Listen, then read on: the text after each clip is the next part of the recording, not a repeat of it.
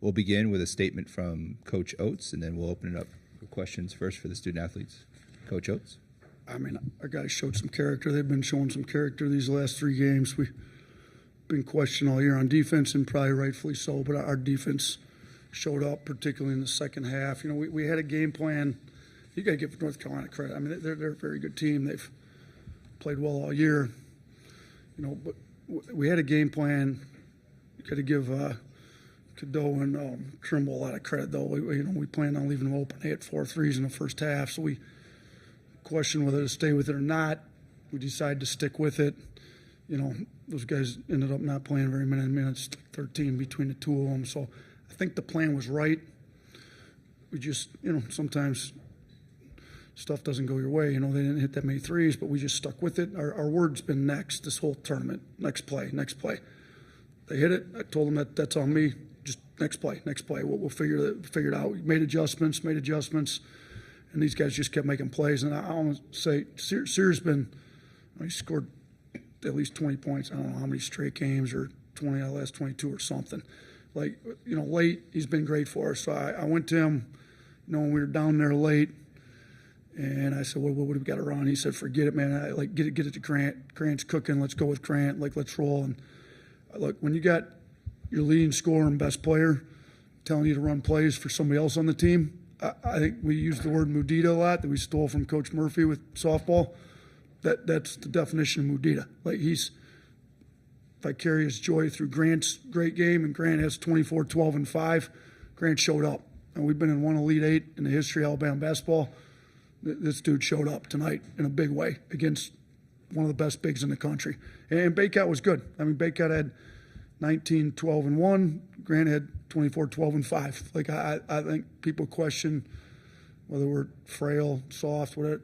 Grant showed we're not. Like, we can go with the big boys. And, you know, Clemson's good. Clemson beat us at our place, so we got to get locked in and figure it out. They're a really good team, so we got a short-lived celebration. I told the guys they can celebrate for about 30 minutes. As soon as the media's out of the locker room, we got to get moving on to Clemson. All right, we'll open it up for questions for the student athletes first. Let's go ahead right here, front row.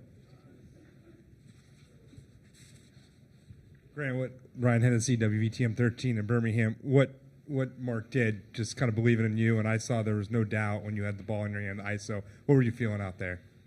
I mean, just all the confidence in the world. These guys coming up to me, telling me great things. You know, I didn't start this tournament with the best 2 games. And then, you know, these guys just saying, like, go out there, go get a bucket, really.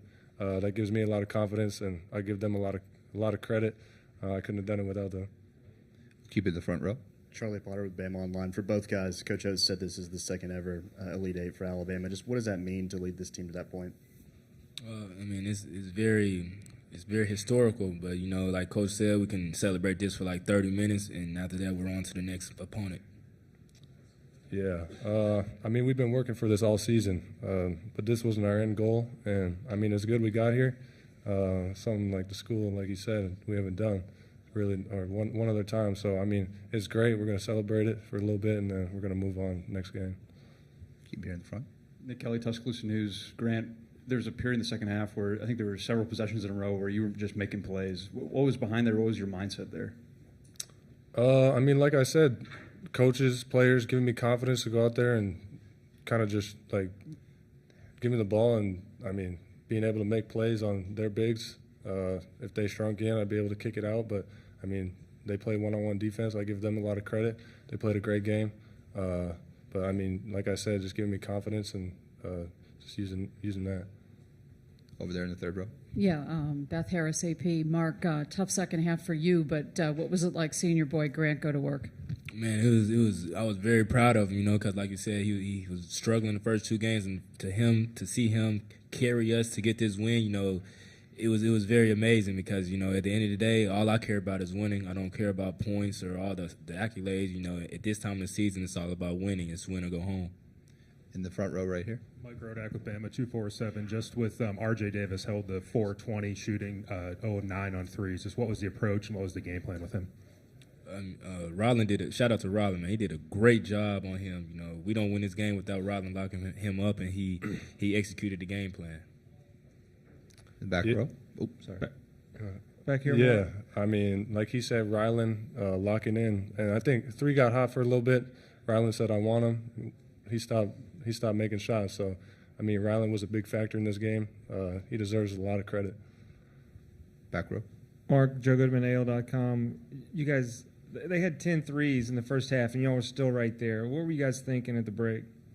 You know, their main guys weren't going, but it was like the reserves and the role players. They had kept them in the game. And we know we were executing the game plan. We just knew we had to fix those little things. And in the second half, I felt like we fixed those little things to get this win. Fourth row. There are probably quite a few people who tune into college basketball, late in the year when March Madness begins, and probably quite a few people asking, who is Grant Nelson? Can you fill us in a little bit on life in North Dakota and how you ended up here? And I wonder, Mark, if you could share some details about I don't Grant think as well. they're asking that anymore. Maybe in the middle of the game. I don't think by now they should be asking who he is anymore. Yeah, they already know who he is now. North Dakota, how you ended up here, and Mark, if you could share some stuff. Oh yeah, from a small town, Devil's Lake. Shout out all those guys. But I mean, it's just a loving community. I really grew up with everything I could ask for. Playing basketball at the park every day. Had a good high school team. We didn't go very far many years, but I mean, it got me to North Dakota State, where I stayed 3 years, and then entered the portal. I like Coach Oats a little bit, so I gave Alabama a chance, and I mean, I think it's paying off. Both bad golfers trying to get better. We've golfed a little bit too. Oh, Yeah.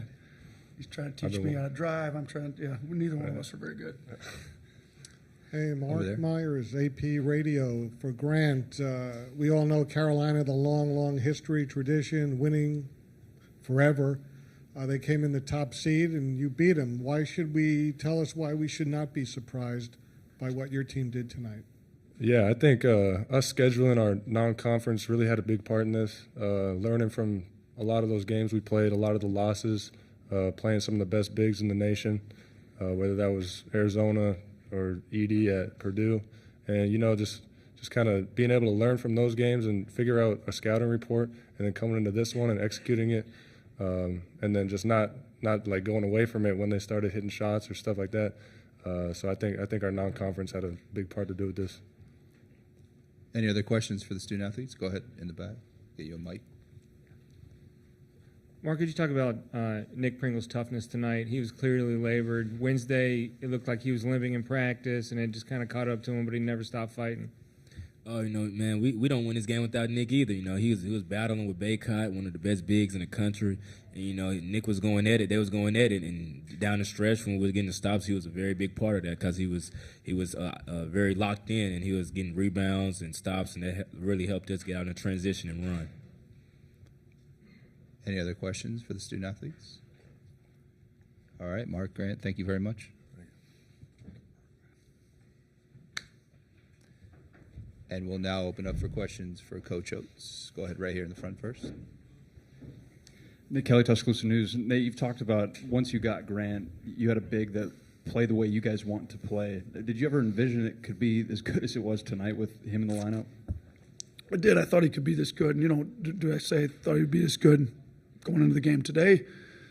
No, because he'd been struggling, but I knew he's capable of it when we got him. I mean, we ran the one pick and roll with him handling it. He got downhill. He scored when Baycott had the 3 fouls.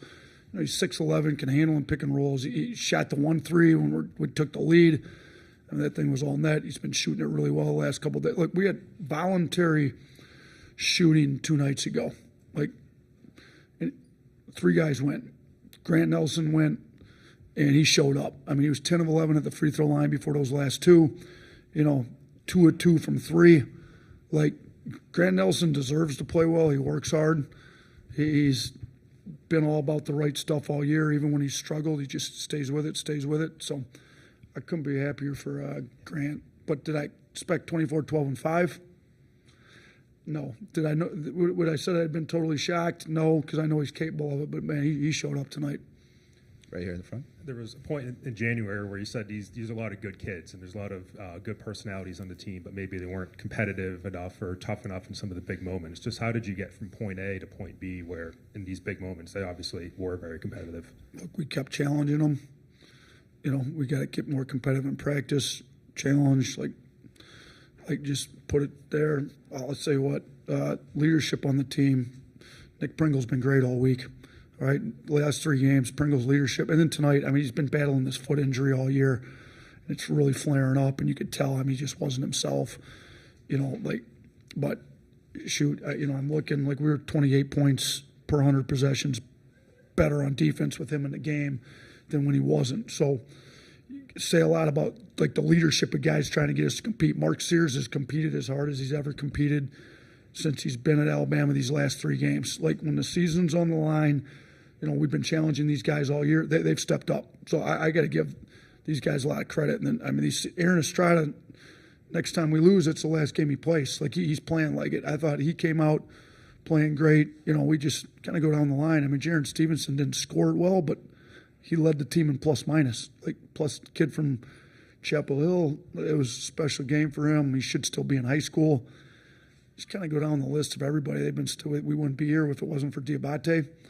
So these guys are bringing their competitive side out at the right time. You want to be peaking in March, we're peaking in March. Keep it in front. Coach, I asked you yesterday about the 5 years that you've been here, and all you talked about was Final Four. We got to get – so you're starting to turn Elite Eight. Why not? I mean, last year everyone thought that was the team. Why not this team? Look, we got 1 game away, and it's a really good – it's not easy. I told these guys at halftime it's not easy to win these games, to get to an Elite Eight. There's only been 1 ever in Alabama. They've had all kinds of pros, and all times are really good teams. I mean, Wimp Sanderson's one of the better coaches in his era in the country, and they were never able to make it. Godfrey got to the 1 Elite Eight when Petway was on that team, and we heard about it forever within my 5 years because Petway's got the only Elite Eight. Now we got 2, and we're going to try to get the only Final Four. I mean, Clemson's good. Like they some of their guys killed us, so we got to get a better game plan. I thought the coaching staff, the assistants, our analytics crew did an unbelievable job getting us ready for this game against Carolina. I thought we had spot-on game plan. We got to do the same thing for Clemson. We won't be getting a lot of sleep tonight. Any other questions? Go ahead here in the second row. Apologies if you already kind of asked this, but how was your team able to respond to the runs tonight? Especially you were up at the under 4 timeout, I believe, then North Carolina goes on a run, and then how did you see your team respond and not kind of fold in those moments? Yeah, that was a little disappointing. There was like 3 minutes and 30 seconds or whatever, 3 at the under 4 in the first half you're referring to. I think we were up 7, if I remember right, or up 1 maybe. Yeah, we were up 1, and then they went on an 8-0 run. We're down 7. I had to call timeout. So, we gave up some runs that, we've been using the word next, where I thought maybe we didn't move to the next play as good as we could have. Well, whether it's my timeout I called or whether it was a media timeout when we were able to get them together, like I thought the energy was good. I thought Mark Sears' energy at the under 8, like, come on, we got to get this. Like, the under 8, and I don't know what the score was at the under 8 media timeout, but that timeout I thought won the game with the energy in the huddle. Pringle, Sears, like things were not going well at that time. Things had gone well, and then they were trending in the wrong direction. And then, man, we came out, made a run. Grant Nelson got going, and we kind of took off there. We got time for 2 more questions. Go ahead, right here in the 4th row.